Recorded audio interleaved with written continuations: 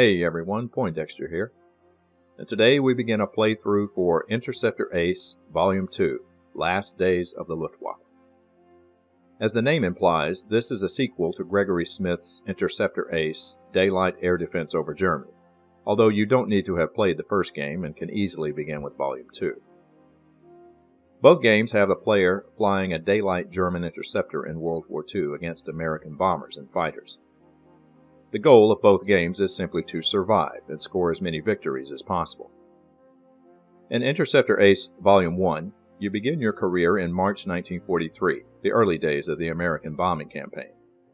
The game ended in February 1944. Interceptor Ace Volume 2 begins right where Interceptor Ace Volume 1 ends, starting in March 1944 and lasting until the end of the Air War in May 1945. Taken together, both games have a story arc like Gregory Smith's U-boat games, The Hunters, U-Boats at War, and The Hunted, Twilight of the U-Boats. The first in these series is a little more forgiving for the player, for the Germans have a slight advantage as the Allies have not yet found proper countermeasures to deal with the German threat. However, the second game in the series deals with the latter half of the war, by which time the Allies have come full stride and now have the technology and numbers to make it a real challenge for the player to survive a full tour or campaign. Of course, if you have Interceptor Ace Volume 1, you can combine both games and play the entire length of the Air War from March 1943 to May 1945. In either case, if your pilot survives long enough, he may have the prestige required to fly the most advanced Luftwaffe aircraft in World War II, such as the Dornier 335 Arrow, the Me-262 jet fighter, the Heinkel 162 Salamander, the Me-163 Comet rocket fighter, and, if you're extremely lucky, the Gotha 229 flying wing. In this playthrough, we're going to begin Interceptor Ace Volume 2 at the end of Interceptor Ace Volume 1. We're doing this for two reasons. First is to highlight some of the differences between both games. The second reason is that we'll begin Volume 2 with an experienced pilot, so we'll have a better chance of surviving as long as possible. In my original playthrough of Interceptor Ace Volume 1, we chose to fly as an officer. In this playthrough, we'll be flying as a non-commissioned officer. Though we won't earn prestige when promoted, we do start with more experience points, which gives us the ability to purchase skills quicker. Before we begin the last mission of Volume 1, we'll take a moment to get to know our pilot. All the incidents highlighted in this pilot overview took place in Interceptor Ace Volume 1, and were not altered in any way.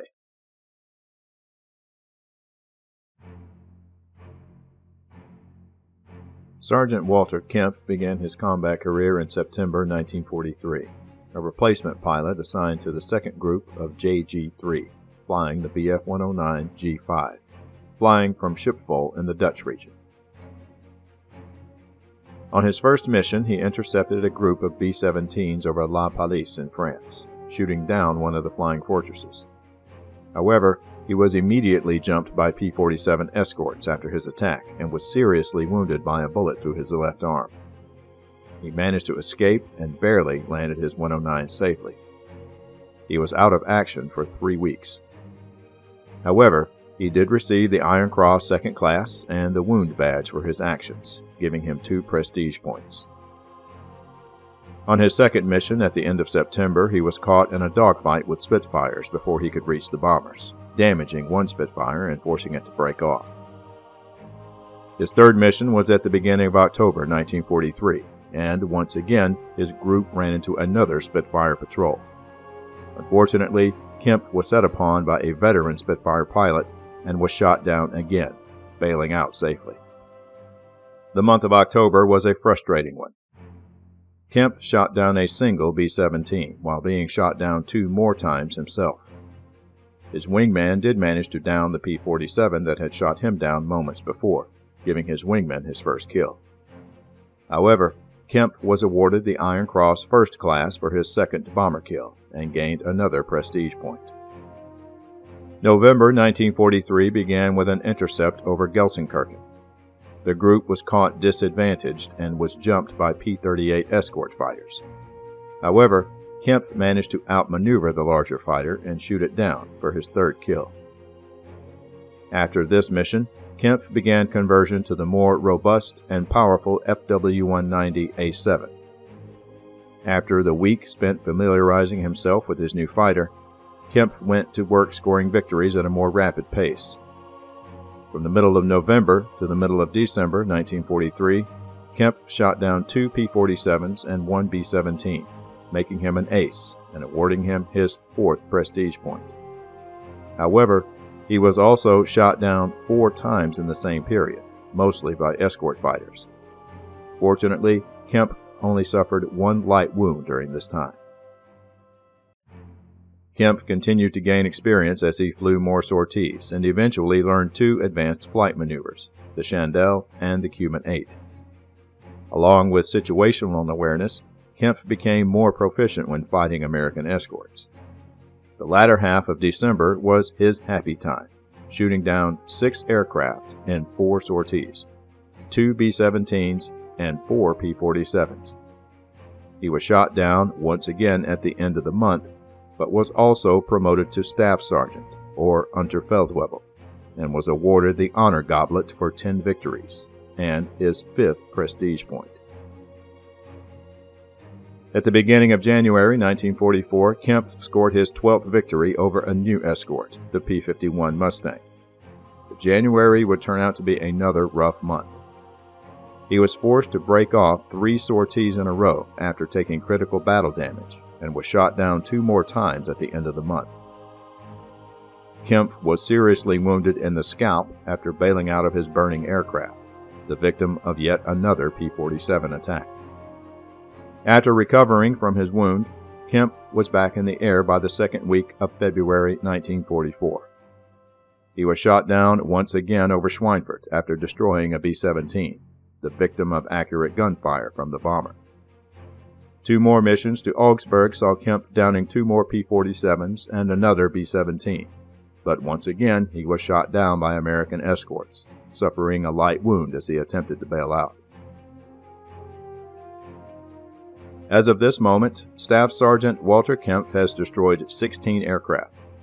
He currently has the Iron Cross 1st and 2nd class, the Wound Badge, the Honor Goblet, and the Operational Flying Clasp in bronze. He has 4 skills, and his wingman is an ace, as well as having 2 skills himself. It is February 1944, and Kempf will be flying the last patrol of the month. We begin by rolling for the weather, and the weather is good. Next, we roll for the raid location in the February 1944 section, and we'll be intercepting the raid over Augsburg in the Munich sector. Munich is at the limit of our range, so we'll only get 1 chance to intercept the raid. We take off and move to the raid location, and contact the formation head-on. The raid is made up of B-17Gs, escorted by P-47 Thunderbolts. We must now decide whether to attack the bombers first or attack the escorts. Since we're in the last endurance box and will have to land after combat, we won't get another chance to locate the raid, so we'll target the bombers first. This means we'll have to deal with the fighter escorts at a disadvantage after making our run on the bombers. Let's hope for the best. Before we engage the bomber, we must roll to determine if the bomber we're attacking has taken any flak hits. We do this since we're intercepting after the 3rd endurance box. Notice the flak icon here. Any intercepts made in or after this box means the raid has already bombed and may have suffered flak damage over the target. We roll 1 d6 die and subtract 3 from the result, which gives us the number of random hits the bomber has taken. We roll a 3. Subtracting 3 gives us 0, so this bomber has taken no flak hits. Now we roll on the P1 position chart to determine our position relative to the bomber. We roll a 1d10 for the position and a 1d6 for the altitude. We'll be approaching from position 6 at level altitude. If we're not happy with the position or altitude, we could change one or both to an adjacent location, but we would most likely take damage doing so, as we spend time repositioning while the bombers fire away at us. We'll stay in this position and press our attack from the rear flank. Examining the P1 chart further, notice that when we attack from position 6, we'll take an extra hit from the bomber at close range. This is added to the 2 random hits we'll automatically take at that range for a total of 3. But our pilot has the air combat maneuvering skill, which means he takes 1 less random hit from all sources, bombers or fighters, so this will help somewhat. We begin our attack, and Kempf approaches from long range. Since the B-17 has dropped its bombs, we cannot destroy it with a lucky hit to the bomb bay, so we'll target the starboard wing to hopefully strike the fuel tanks instead. Kempf takes aim at the wing and fires, but one of his cannons jams. This immediately reduces the firepower from 15 to 9, and Kempf scores 4 hits on the bomber, but we remove 1 more hit due to attacking from long range, which leaves 3 hits. The outboard engine is knocked out, and the wing takes a hit. The Fortress fires back. Normally, Kempf would have taken 3 hits per the combat card results, but our pilot has the ACM skill, so we reduce the number of hits by 1 to 2 hits. Kempf's radio is knocked out, and he takes a hit to the port wing. Radio damage means Kempf cannot call on the assistance of his wingman, which will make things a bit more troublesome. Kempf moves to medium range and targets the starboard wing once again. He fires and scores 5 hits. He knocks out a gunner and strikes the airframe, but his concentrated fire manages to sever the starboard wing. The B-17 returns fire and scores 3 hits. Kempf's fighter takes 2 hits to the airframe, but the damage to the B-17 is fatal, and the bomber is destroyed. But it's not over yet. Kempf must now deal with the P-47 fighter escort.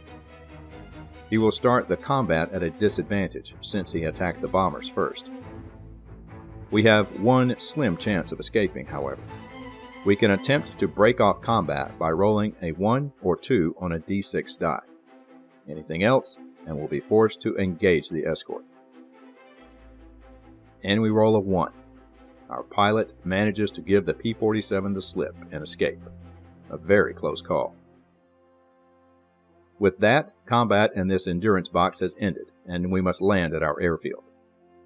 And Kempf brings his plane in for a safe landing. Kempf receives credit for destroying a B-17. It is his 17th kill. Our aircraft took 4 hits in combat.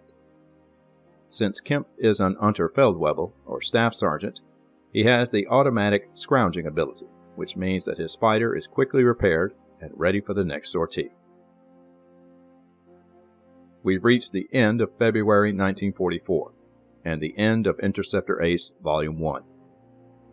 Our next mission will begin in March, and we'll begin implementing some new mechanics present in Volume 2. So, let's get started. First, we'll look at the obvious differences, such as the artwork, the operations map, and our new FW-190A7 aircraft map. One key difference between the previous mat and this one is that the A7 does not have the MW50 engine boost. That addition comes in the later A8 models and beyond. This is also true for several models of the BF-109. If you plan to combine the games, the Volume 2 rules inform you which models to substitute. This is Volume 2's B-10 bomber target chart. 2 new fighter escort target charts. And since we'll be playing with this optional rule, new P1 position charts. There is a chart for each model of bomber in the game, including one for a B-17 that is out of formation. The rules using the P1 charts have changed slightly, which will be revealed later. Lastly, we have the A2 pilot status chart. This is similar to the Volume 1 chart, but has a few additional trackers in Volume 2. In the lower left, you'll be able to track the number of planes shot down by your pilot. Also, you will track game points. In Volume 2, points are used for awards and your overall victory status. This was done to mirror the fact that during this time, the Luftwaffe began using a point system to track awards instead of how many aircraft were shot down. Shooting down a fighter was 1 point. Separating a bomber from the formation was 2 points. And destroying a heavy bomber was 3 points. Adding up our pilot's combat results from Interceptor Ace Volume 1, Walter Kemp has a total of 36 points. Also tracked are fatigue points. As your pilot flies sorties and performs certain other functions in combat, he will gain fatigue. As fatigue increases, it adds modifiers to certain events, such as landing, parachuting, and initiative roles in combat. Our pilot currently has 2 fatigue points, brought over from Interceptor Ace Volume 1. More about fatigue will be revealed as the game progresses. Now, let's begin our first sortie. First, we roll for the raid location on the A1 raid chart using the March 1944 section. And we'll be intercepting the raid over Brunswick in the Ruhr. This is good because this is close to our area, and we'll be intercepting while the bombers are still loaded with bombs. Next, we roll for the weather, and the weather is good. We move to the takeoff space, and this is where Volume 2 differs from Volume 1. In the takeoff space, we must first roll to see if we've been attacked by Allied fighter bombers. As the Allies' strength grew in numbers, they began attacking the Luftwaffe over their own airfields, sending fighter bombers to keep them suppressed during a raid. Looking at the A3 chart in the March 1944 section, if we roll a 1 on a D6 die, we will be attacked over our airfield and will be forced to dogfight at a disadvantage. We roll a 5. No attack takes place. We move to the first endurance box, which is where the raid is located, and we now roll on the B1 interception chart to see if we've made contact with the raid. And we roll a 12. But the first roll of 12 in a sortie means a random event takes place. We now refer to the C1 random events chart and roll for the result. It's an 11, a British encounter. Spitfire 14s have intercepted us, and we begin combat at a disadvantage. We'll attempt to disengage from this predicament by rolling a 1d6 die. If we roll a 1 or 2, we'll escape this encounter. Thankfully, we roll a 2, and once again manage to avoid combat. We move to the next endurance box and attempt contact with the raid. But we roll a 10, another Spitfire encounter, but this time it's head-on. Rolling again on the A3 aircraft chart, the fighters are Spitfire 9s. Now, we'll determine the skill of the Allied pilot we'll be going up against. Interceptor Ace Volume 2 has a more detailed method of determining pilot quality. We refer to the British pilot quality chart using the appropriate column, and roll 2 10-sided dice, one for the 10s space and the other for the 1s. We roll an 84. This Spitfire pilot is a veteran with 1 skill. To determine which skill he has, we roll again on the Allied fighter skills chart. And this pilot has the gunnery skill, which means he will cause 1 extra hit if any hits are scored. This is added to the extra hit specific to all veteran pilots. So this Spitfire pilot will cause 2 extra random hits on top of any others made in combat. A dangerous foe indeed. The Spitfire 9 has a speed of 20, a firepower of 10, and is an agile aircraft. By comparison, our FW-190 has a matching speed of 20, a firepower of 15, and is not agile. But we do have something the enemy pilot doesn't: reflexes. So, will go head-to-head with the Spitfire and use the reflex skill to get in a first shot before he can react. Hopefully, our superior firepower will do some significant damage outright. We'll also be using the optional rules regarding limited ammo, both for Allied escorts and for our Interceptor. In our case, we'll be applying it to our machine gun ammunition. The base rules allow unlimited machine gun ammo and only track cannon ammunition, which was limited. But in this playthrough, there will be no unlimited ammunition. We draw a combat card, and it's a good draw. We score 5 hits on the Spitfire, and the fighter is riddled with airframe hits. The engine is also struck, but the crew injury has no effect. Regardless, the Spitfire has been destroyed with 3 airframe hits. Thanks to reflexes, the Spitfire doesn't get a chance to shoot back. Since we've taken no damage and still have plenty of ammo left, we'll move to the next endurance box and see what we encounter. And we finally engage the heavy bombers, which is made up of B-24s with a P-47 escort. B-24 combat boxes aren't quite as lethal as the B-17s, so we'll attack the bombers first. We place the B-24 position chart, and now decide the orientation of our attack. This is different from Interceptor Ace Volume 1, where the orientation was determined randomly with a die roll. In Volume 2, you have more control of the general area of attack when engaging bombers. In this case, we'll choose to attack from the tail orientation. Looking at the rules, this means we could potentially attack from positions 6, 7, or 8, but we'll need to roll a 1d6 to determine the exact position it will be. 6, which is the starboard flank. Since our encounter was head-on, we also need to roll to determine what altitude we'll be flying when attacking. We roll another 1d6 to determine this. On a 1, 2, or 3, we start at level altitude, and on a 4, 5, or 6, we start at low altitude. It's a 1, and we begin the attack from position 6 at level altitude. We start at long range, and from this position and altitude, both bomber and interceptor do 1 less random hit. We also need to determine if this bomber has taken flak hits, since we're located in an endurance space that has a flak icon. As in Interceptor Ace Volume 1, we roll a 1d6 die and subtract 3 from the total, which gives us the number of random flak hits the bomber has received. We roll a 5.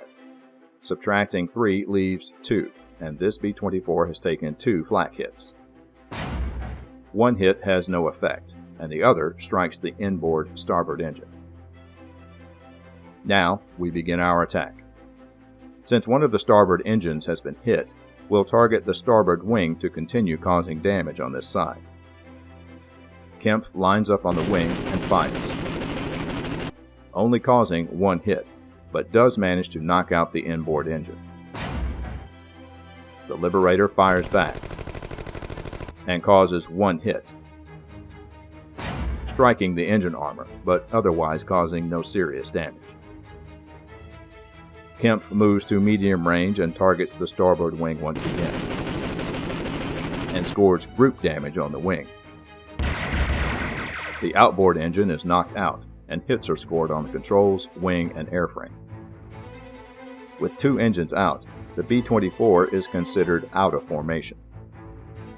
The B-24 fires at Kempf and scores 3 hits. The controls and tail are hit along with a possible injury, but the crew injury dice roll has no effect. Unfortunately, with the hit to the controls, our pilot can no longer use the air combat maneuvering skill and loses the -1 random hit ability in all future checks. Kempf decides to take a risk and moves to close range, also calling on his wingman to assist. At close range, both bomber and interceptors will cause 1 extra random hit. Kempf targets the starboard wing once again and fires, and scores 6 hits. 3 hits strike the already destroyed engines and have no effect, but the remaining hits severely damage the wing and the controls. Kemp's wingman attacks next. Since our wingman has the gunnery skill, we apply a -1 modifier to the final die roll, which gives us a slightly better chance of destroying the bomber outright if the die roll is low enough. We roll an 8, modified to 7. Our wingman has been damaged in the attack, but he scores 4 hits. We add another random hit since we are at close range for a final total of 5 hits. The Liberator's controls and starboard wing are destroyed, and our wingman finally finishes off the crippled bomber, scoring his 6th victory. But the B-24 gets one last shot, scoring 4 hits. Kemp takes hits to the wing and airframe. His radio is knocked out, along with a pair of forward cannons. Fortunately, the damaged cannons were already out of ammo. Now, Kemp must face the P-47 escorts, starting combat at a disadvantage since he attacks the bombers first. With his wingman damaged and his radio knocked out, Kemp is on his own. He will first attempt to escape the escorts. Again, if he rolls a 1 or 2, the escape attempt succeeds. And Kemp pulls off another Houdini, escaping the P-47s and avoiding combat. Combat in this endurance box has ended, and Kemp decides it's time to land. We add +1 to the final die roll since his controls have been damaged. But Kemp manages to land safely.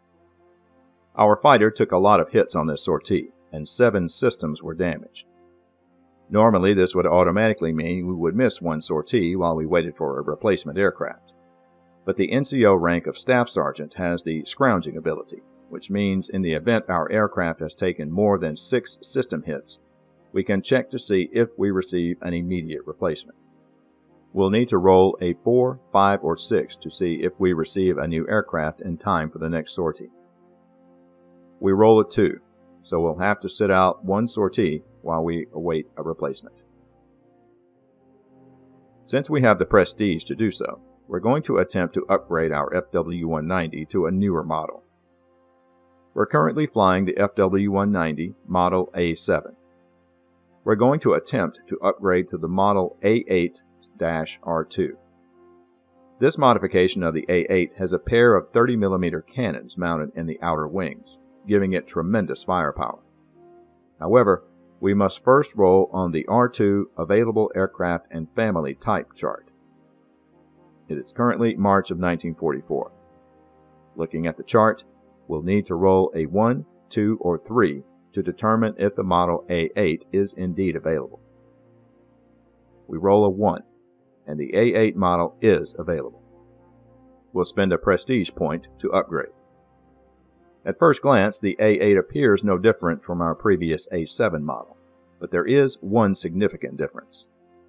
The A8 has the MW50 engine boost, which adds a +1 modifier to the initiative rolls in fighter combat, and at this stage, every point helps. Now, we'll attempt to acquire the A8-R2 subtype. To do that, we'll need to roll on the R3 Available Aircraft subtype chart. This is the March 1944 column, so we'll need to roll a 1 or 2 to receive this variant. And we roll another 1, which means we have successfully acquired the A8/R2 model. If we had failed the die roll, we would still be able to fly the base A8 model, as it is available. As you can see, the firepower rating for this fighter is 19, so it can potentially do great damage with all guns firing. Kemp gains a point for destroying a Spitfire, and 2 more for successfully knocking a bomber out of formation, giving him a total of 39 points. He ends the sortie with 3 fatigue points, but recovers 1 point, missing a sortie while awaiting his new aircraft.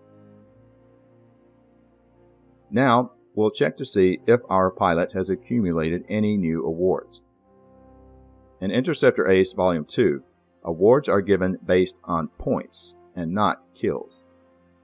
This mirrors the Luftwaffe's changed award system in early 1944, when pilots were awarded based on certain pilot actions. As stated earlier, 1 point was given for a fighter kill, 2 points for separating a bomber from its combat box, and 3 points for destroying a heavy bomber. The Luftwaffe realized the challenge of damaging a heavy bomber enough to cause it to fall out of formation, even more, destroying one. Staff Sergeant Kemp has scored 39 points, and is therefore awarded the German Cross in gold, which is given at 20 points. He's also awarded the coveted Knight's Cross at 30 points. In truth, the Knight's Cross isn't automatically given at 30 points. The player must roll a die to see if the award was given. At 30 points, a roll of 1 means the award is presented. Every point after that, we add 1 to the final die roll and try again. At 31 points, we would roll a 2, and so on. This means the award is automatically presented at 35 points. The 2 awards give Staff Sergeant Kemp 2 more prestige points, which brings his overall prestige to 7, the maximum allowed in the game. We still accumulate prestige points to spend, however, and Kemp now has 5 points.